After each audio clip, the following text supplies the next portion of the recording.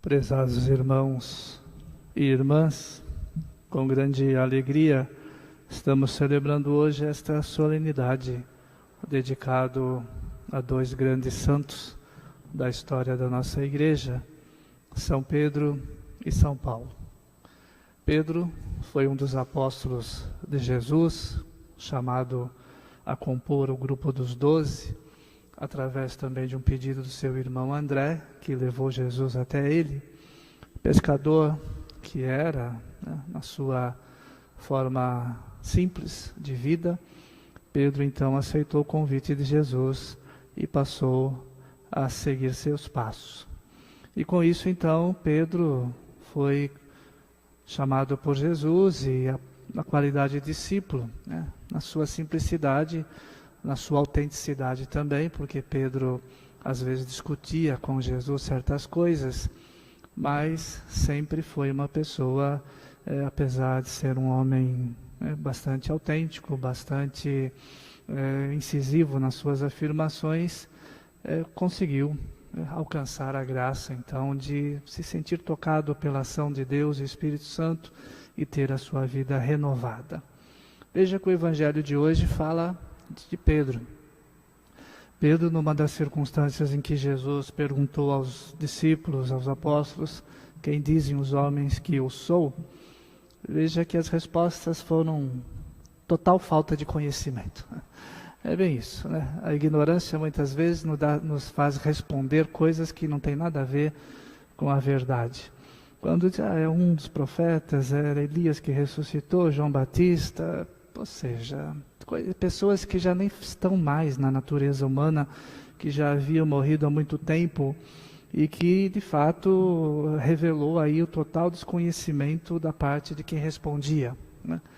Mas Jesus então pergunta aos próprios apóstolos, os discípulos que ali estavam, e vocês, quem dizem que eu sou? Afinal de contas, que o povo, as pessoas que não me conhecem respondam dessa forma, né? É totalmente inverídica. Eu espero que pelo menos quem esteja ao meu lado tenha um certo conhecimento. Mas veja que ninguém respondeu a não ser Pedro, né? O mais simples, né, dos discípulos, dos apóstolos, um homem rude, pescador, analfabeto, porque Pedro não sabia nem ler nem escrever direito, foi aprender através do ministério, e com isso então um toque de Deus, que não fez dele ainda um santo, mas já revelou que Deus pode tocar o coração das pessoas. E com isso Pedro respondeu, tu és o Cristo, o Messias, o Filho do Deus vivo. E Jesus enxergou ali a ação de Deus, né? Deus encontrou uma brecha e fez com que Pedro fizesse uma profissão de fé. E essa profissão de fé, então, alegrou muito a Jesus, porque Jesus indicou a fé como referência da construção da sua igreja, que nada mais é do que a sua família, né? A gente fala igreja, dá a impressão que é para construir um templo, para construir uma casa e ali abrigar pessoas.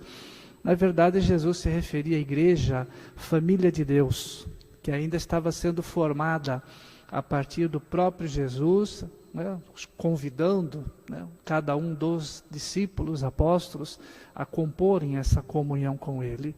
Mas essa família de Deus, né, na sua igreja, só se constitui com a vinda de Pentecostes, né, do Espírito Santo. E, portanto, até lá é preparação.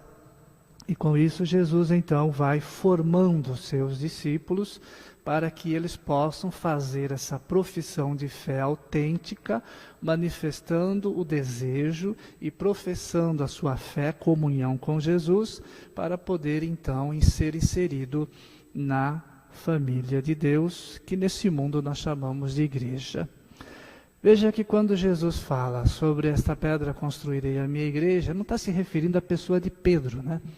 Apesar da palavra Pedro ter referência à pedra, Jesus não está se referindo à pessoa, né? Porque a igreja não se forma por uma pessoa que não seja o próprio Jesus, né? A igreja se forma através da comunhão de Jesus com as pessoas, e essa comunhão ela vai sendo gerada pela ação do Espírito Santo, que estabelece uma união entre Jesus e as pessoas. Sem isso, não se faz igreja. Então Pedro sozinho não faz igreja. E o que Jesus quis dizer então sobre esta pedra? Sobre a fé proclamada por Pedro, revelada por Deus. Então veja que é a fé, né? Fé. E Pedro professou então a fé naquele momento, não fruto da sua razão, da sua forma de entender as coisas, mas tocado pelo próprio Deus.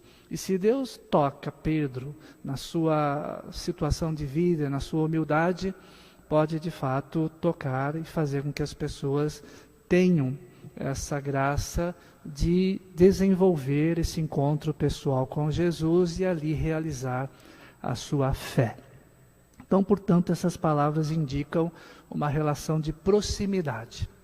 E com isso, claro, Pedro é escolhido por Jesus por causa dessa fé revelada por Deus, por essa fé de busca de estar com Jesus, e dá a ele então esse governo, né? essa missão de evangelizar, de testemunhar essa fé, de fazer com que essa fé professada e confirmada por Jesus seja de fato capaz de atrair outras pessoas e formar com Jesus, com Pedro, ali a família de Deus.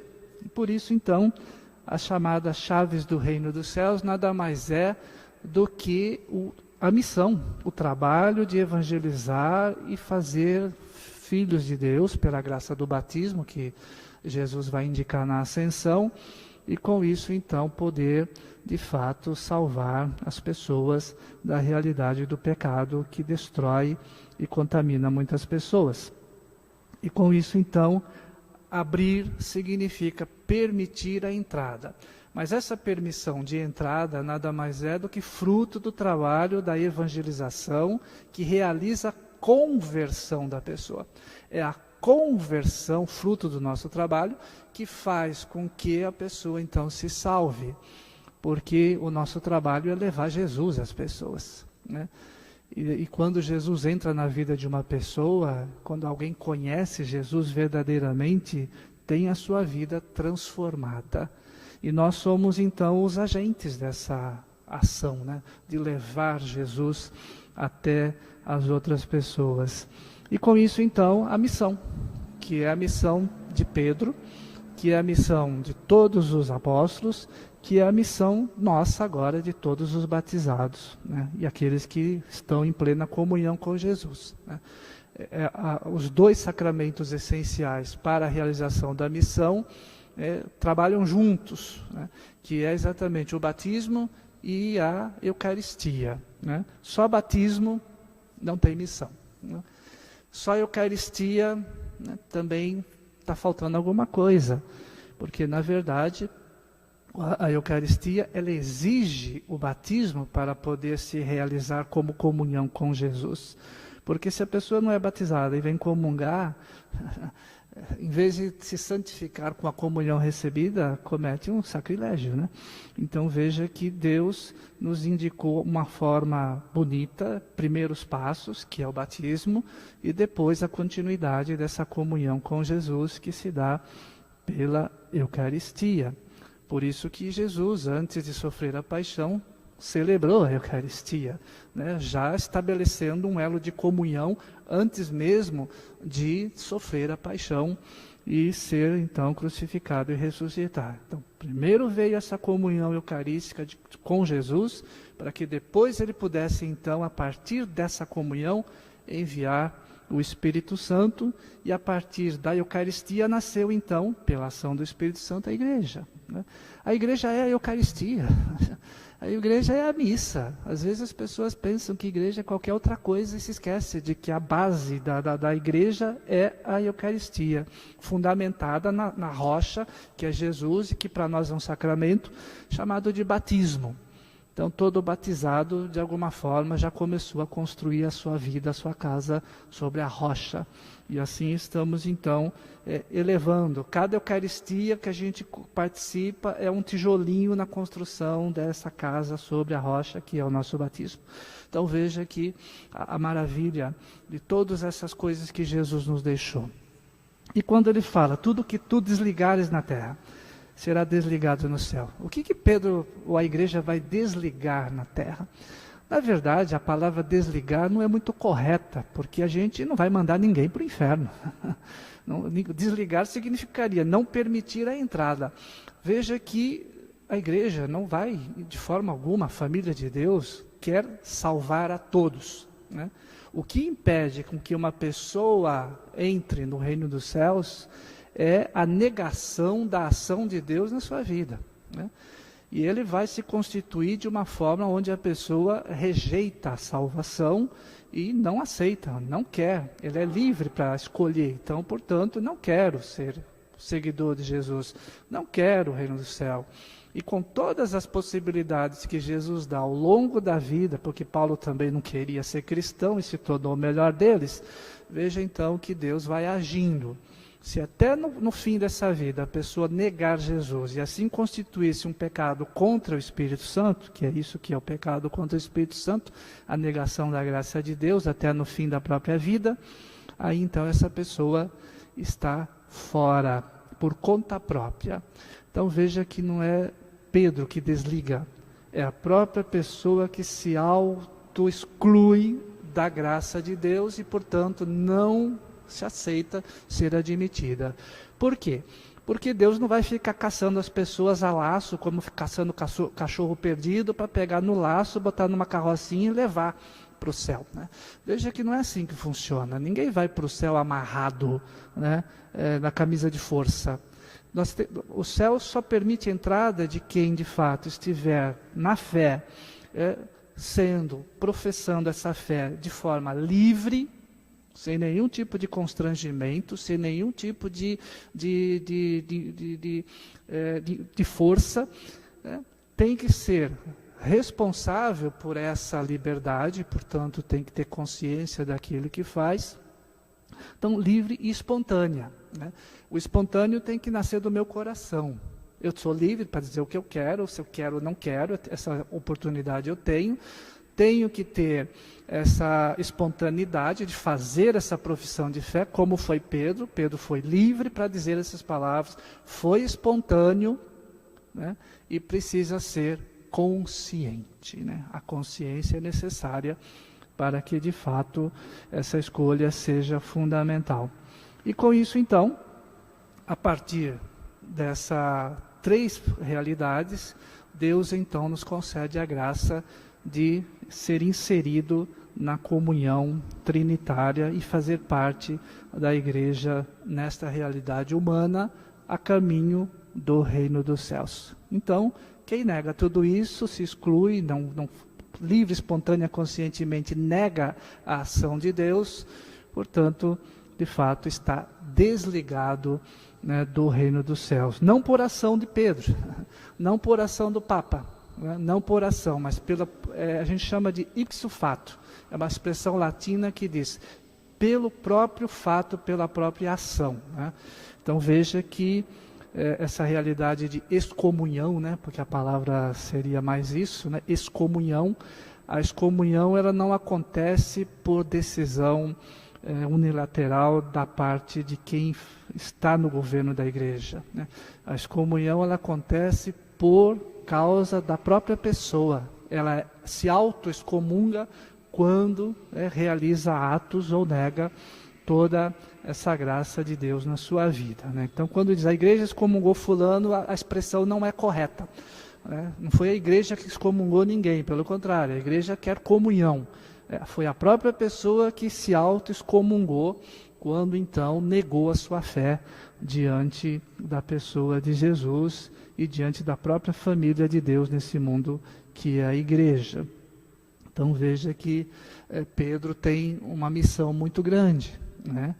E aí você vai dizer, mas por que Deus escolheu uma pessoa tão simples, né, tão humilde, tão sem conhecimentos, né, de informações humanas, para poder ser o primeiro Papa da nossa história, da igreja? Escolheu Pedro porque Pedro é um homem autêntico, é um homem, apesar das suas limitações, uma pessoa que tem fé. Claro que essa fé aqui é bem pequenininha, um grãozinho de mostarda, mas que vai se desenvolver. por conta da ação do Espírito Santo. E tudo que Pedro precisar para poder governar a igreja, o Espírito Santo vai providenciar. Não se esqueçam que a igreja é governada pelo Espírito Santo, não por mentes humanas.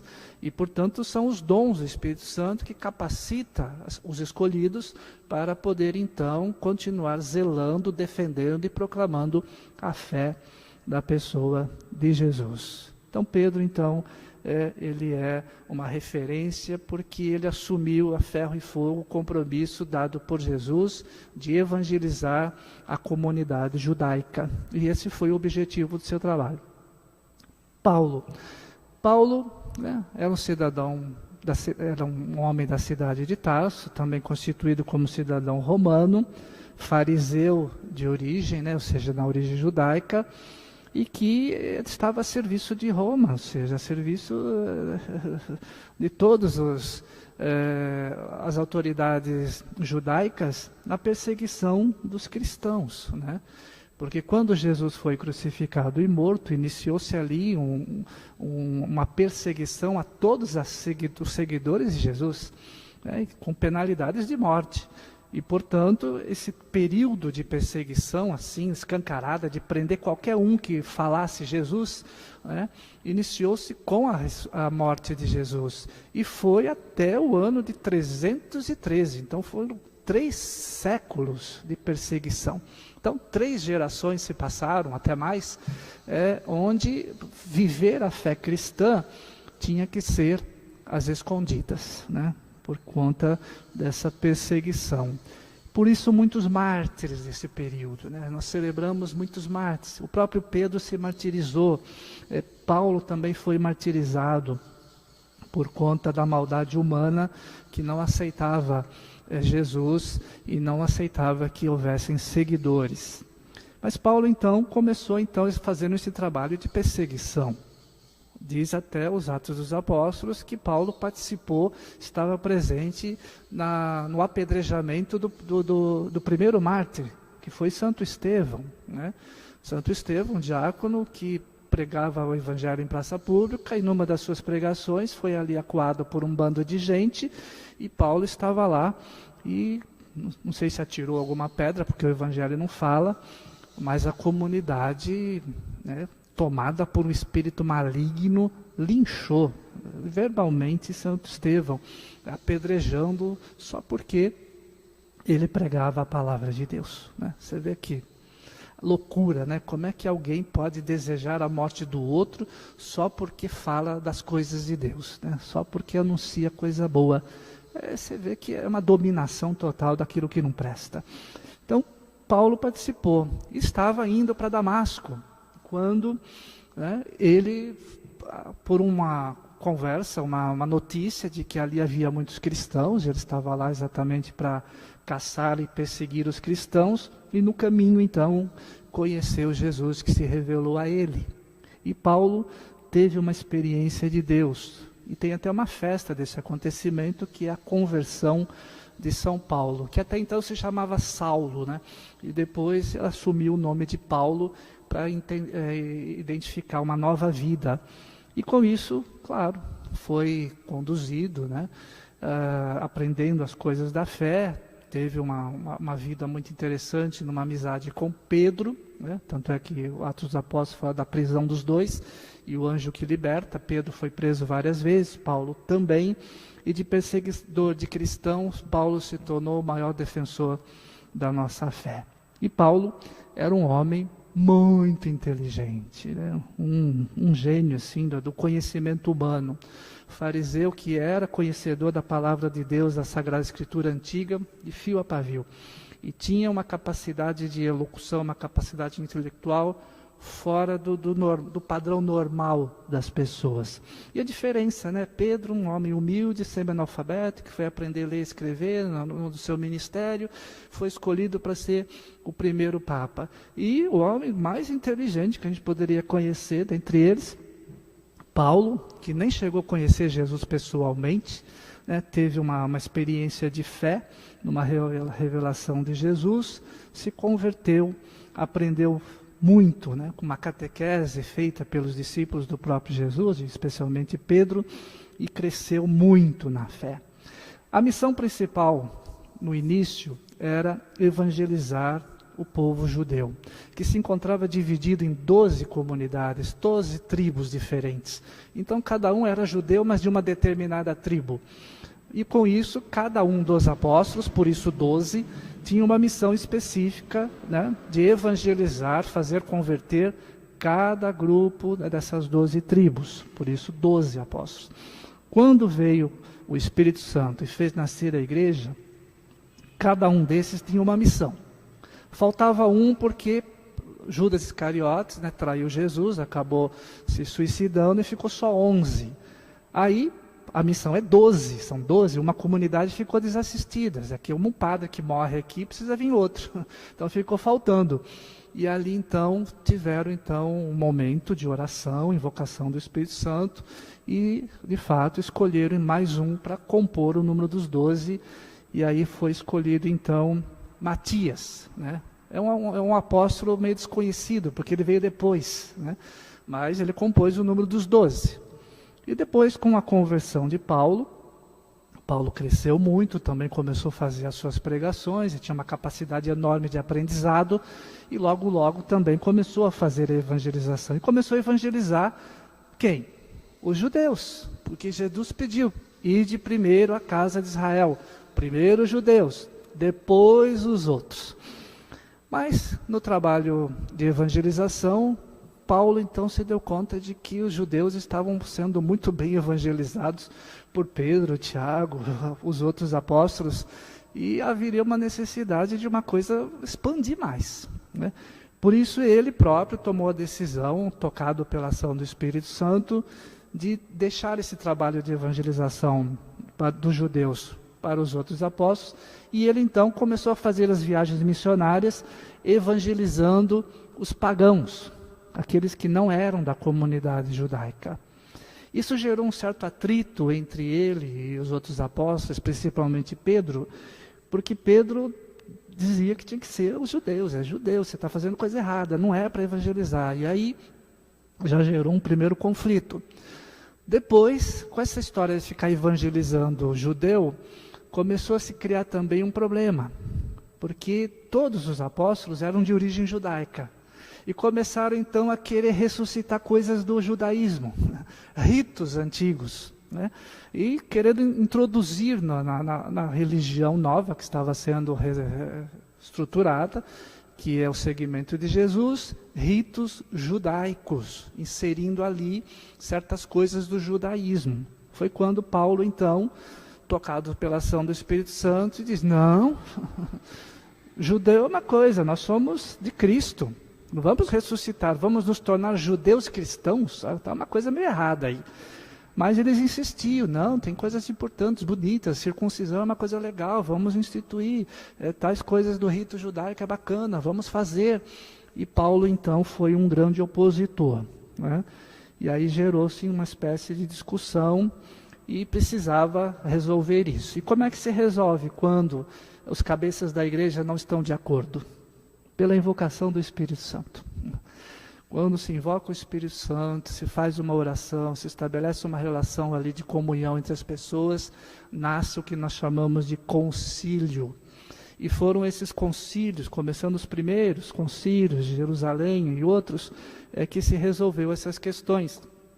Quando então se deu conta de que o que era do judaísmo não deveria ser, de fato, inseridos no cristianismo que estava nascendo ali naquele momento. Por isso que nós temos toda uma realidade diferenciada da comunidade judaica, apesar de termos a nossa origem, né, no judaísmo. E com isso, então, se estabeleceu, né, tudo o que nós temos nos dias de hoje, ao longo da história. E com isso a igreja é o que ela é hoje, né? Se você pegar o judaísmo e colocar o cristianismo, você vê que tem diferenças grandes. Porque a igreja nascente, a igreja dos primórdios, fundamentada em Pedro, fundamentada nos apóstolos, na pessoa de Paulo, foi fundamental e a igreja se expandiu, né? Se expandiu. Você vê como que Paulo foi importante. Por isso que Pedro representa toda a estrutura da igreja primitiva, todo o trabalho missionário de evangelização à comunidade judaica, representa então toda essa garantia de uma igreja que tem estrutura, que tem formação, que tem base. Paulo, então, representa a pastoral, né? Que é todo o trabalho missionário fora, né, daquele núcleo judaico. Ele vai, então, à Grécia, viaja por vários lugares ali naquela região, evangelizando os pagãos, os chamados gentios, e alcança grande êxito. E foi graças ao trabalho missionário que a igreja cresceu, expandiu e chegou até nós, até aqui nos dias de hoje, né? Então, cada um ao seu modo fez o seu trabalho. Paulo não seria ninguém se não tivesse Pedro como fundamento de todo o seu conhecimento, de toda a sua formação e comunhão.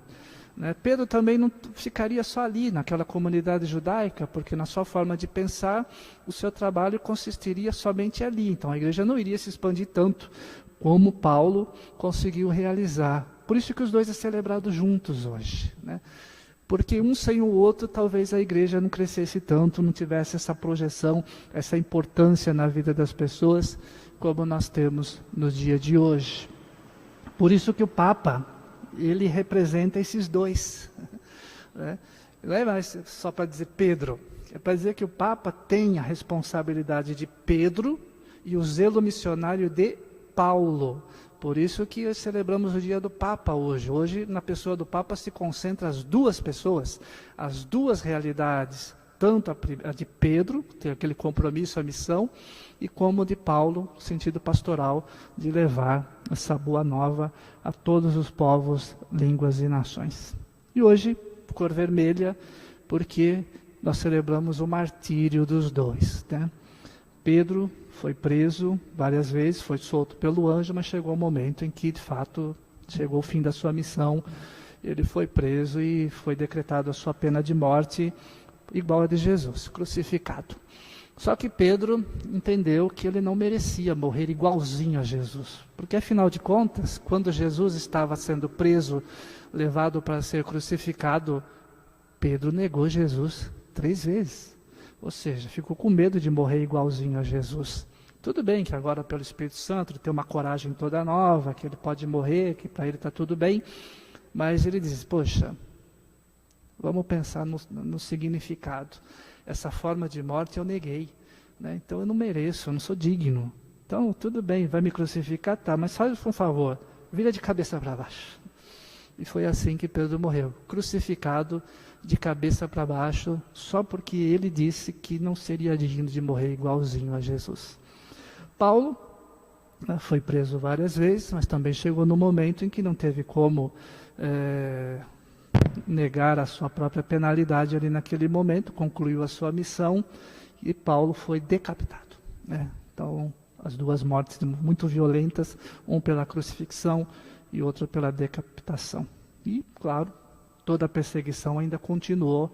Muitos cristãos foram presos, jogados aos leões, crucificados e assim por diante. Tantas coisas horrorosas aconteceram durante os 3 primeiros séculos da nossa igreja. Então hoje a igreja reconhece o mérito de Pedro, o mérito de Paulo, que foram os primeiros, né, que deram os primeiros passos nesse crescimento da igreja.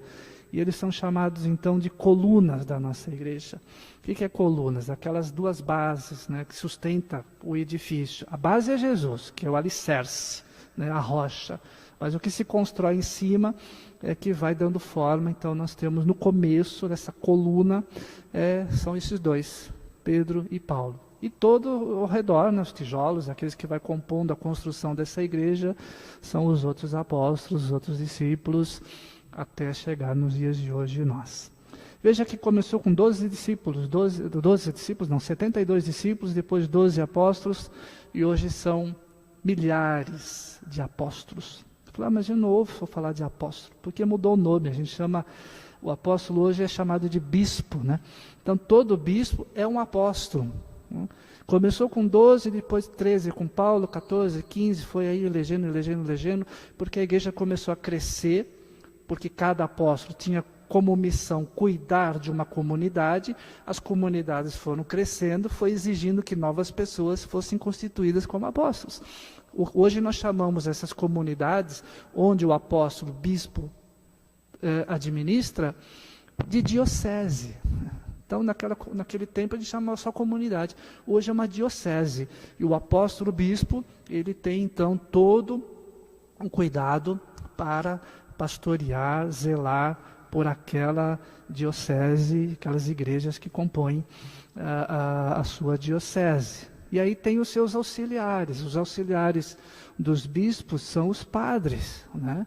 Os padres, então, já que um bispo tem 30, 40 paróquias, cada paróquia precisa ter um padre que vai, então, né, sobre os cuidados do bispo, né, vai administrar e vai proclamar ali, fazer a sua missão de evangelização, celebrando os sacramentos e fazendo ali o trabalho pastoral. São os padres. E depois os padres também se tornaram, então, meio que limitados na ação, porque a igreja cresceu. E uma paróquia não é só um lugarzinho pequeno, ela cresceu. Aí vieram, né, os diáconos, né? Assim como o diácono Antônio aqui do meu lado, para ajudar quem? Ajudar também o bispo, mas no auxílio também o trabalho missionário dos padres. Então, com isso, nós temos aí, no sacramento da ordem, 3 pessoas que compõem, então, todo esse conjunto de atividades no exercício do ministério pastoral, no ministério sacramental, dentro de uma comunidade religiosa, que somos nós. Então, primeiro o bispo, que é na nossa diocese, depois o padre, e aí o diácono auxilia. E não fica só, porque tem os leigos. Os leigos também compõem todo um conjunto de atividades e ação que faz funcionar uma comunidade, uma igreja, porque se fosse só eu e o diácono, não faríamos nada. Então, todos compõem em pé de igualdade um serviço, né, pastoral dentro de uma comunidade religiosa. Então, veja que tudo isso nós devemos essa organização por conta da trajetória da história da igreja, que começou aonde? Lá na origem, com Jesus, depois Pedro, Paulo, todos os outros apóstolos, e assim os bispos que foram sendo constituídos ao longo da história, até chegar nos dias de hoje, né? E temos aí o nosso representante atual, né? que vem na sucessão apostólica, o nosso Papa Francisco, né? O Papa Francisco, ele segue a linha, né?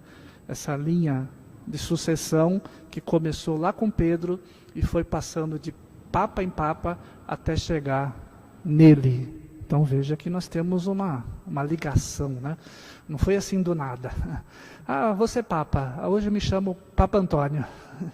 Hoje eu chamo Papa Geraldo. Hoje eu chamo Papa Sálvio. Hoje eu chamo Papa sei lá o quê. Isso não é nada.